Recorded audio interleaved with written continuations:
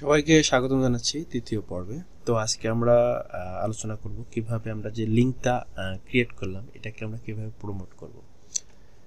তো এই ভিডিওতে আমি জাস্ট আপনাদের সাথে আলোচনা করব আসলে কিভাবে এটি কাজ করা যায়। এটার প্রমোট করার জন্য আমরা সোশ্যাল মিডিয়াটাকে ব্যবহার করব। এর জন্য আপনাকে অবশ্যই ডোমেনে কনভার্ট করতে হবে। আপনি যদি সরাসরি সোশ্যাল মিডিয়াতে লিঙ্ক প্রোভাইড করেন তাহলে আপনার ওই পেজটা বা ওই অ্যাকাউন্টটাকে ফেসবুক কী করবে, ব্যান করে দেবে। আপনি কোনো কমেন্ট করতে পারবেন না।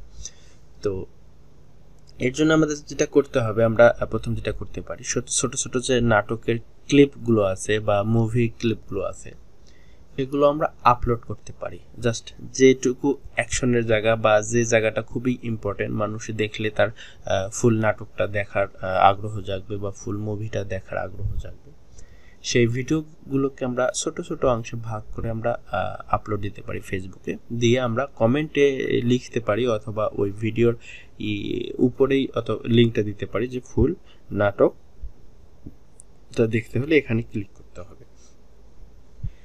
এখন যদি কেউ ফুল নাটকটা দেখতে ওখানে ক্লিক করে বা ভিডিওটা আপনার ভাইরাল হয়ে যায়, সেখান থেকে আপনি অনেক ভালো একটা অ্যামাউন্ট আর্ন করতে পারবেন।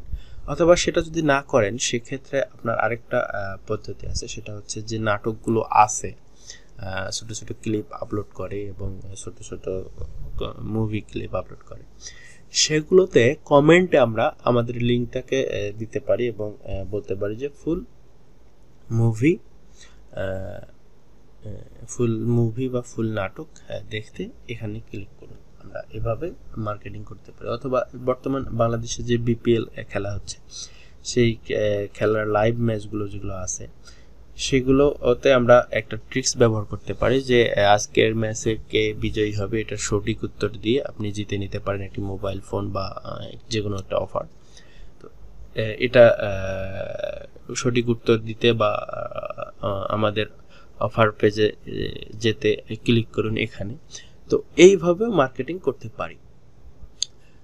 তো আমরা পরবর্তী ভিডিওতে দেখাবো আমরা কিভাবে মুভি ক্লিপ আপলোড করব এবং কিভাবে আমাদের লিঙ্কটাকে সেখানে প্রোভাইড করব। তো